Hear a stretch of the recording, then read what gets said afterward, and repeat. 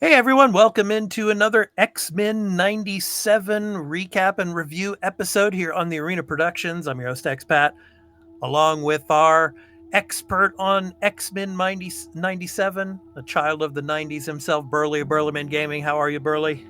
Doing good. How are you, Expat? Doing good, doing good. So boy, oh boy, so episode 5, titled Remember It.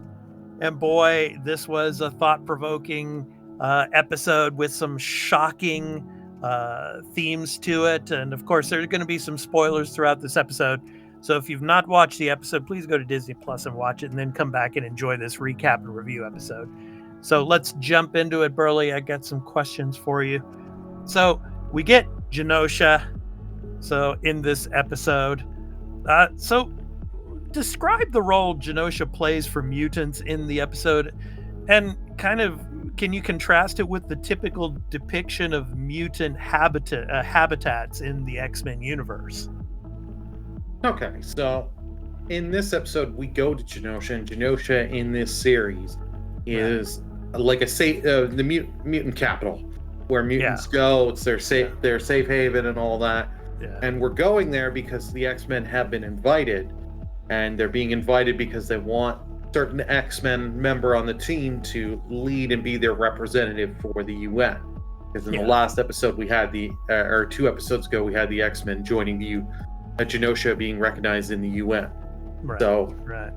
We're getting stuff like that, and we're seeing some returning characters. If you watch the 90s series, you're seeing Nightcrawler teleporting around, so it is nice. And you're seeing, hey, they've started up Genosha, but everything is not as they show. They're like, price of apples are quite high, and it's like, right.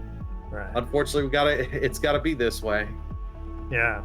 So the episode definitely delves into complex relationships among the characters, especially between Scott and Jean, and Rogue and Magneto.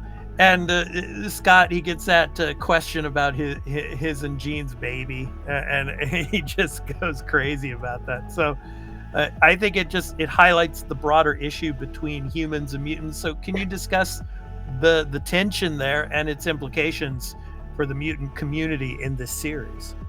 I really do like this, that they just didn't, have Scott and Jean, oh, we're back together, everything's normal. No, they're taking their time with stuff, and they're showing stuff like Scott. It's hard for because he spent however long it was with Madeline and thinking that was Jean, and he's worried about his son. He can't do anything, he can't contact his son, so it's bugging him.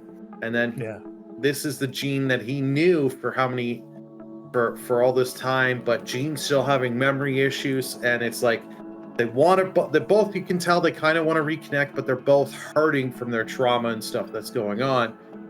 And you've got it, but when Scott's getting interviewed, they're wanting Scott to be like, yes, I love Jean, we're always together, we're symbol of hope and all that, but it's just not that. And you actually have a great little moment with Jean and Wolverine, which is a really great scene.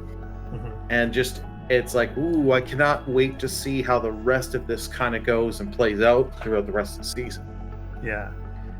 So we get the arrival of the Sentinels, and it's the turning point of the episode for sure. So I mean, and the episode makes a bold move, I think, by potentially killing off 2 major characters here. So what impact does this have on the storyline and character development moving forward, you think? Well, this is huge things, because it's like we have the leader of the X-Men potentially he's either dead or just gone for a while, and we have another member that Rogue is entangled with. They're giving you, is he dead?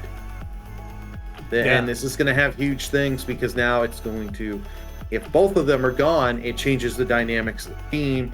Scott is going to have to get more involved. I know he's been stepping back lately, but he's going to have to get involved and get things ready, because unfortunately, as we saw in this episode, the Sentinels are here. Certain forces of mankind are fighting back, and they've got to be ready or they're toast. Yeah, I mean, this episode, I mean, the theme of loss and sacrifice, especially at the end there with Rogue's final moment. I mean, that was pretty powerful. So, yeah, I mean, it was a pretty cool episode. Remember it. So anyway, I want to thank you, Burley, for joining me for this, and we hope all of you that are watching this, please be sure to hit that like, subscribe, and notification bell for when we drop another X-Men 97 recap and review episode here on the Arena Productions. So anyway, and please let us know in the comments, what did you think of this episode, episode 5, and yes, the themes of loss and sacrifice. What did you think of that? Please let us know in the comments. So anyway, I want to thank you, Burley. Thanks for joining me for this episode, man. Thank you so much. Thank you for having me. Yeah. And we look forward to another episode of X-Men 97 here on the Arena Productions. So until next time, take care and have a great week, everyone. Peace out.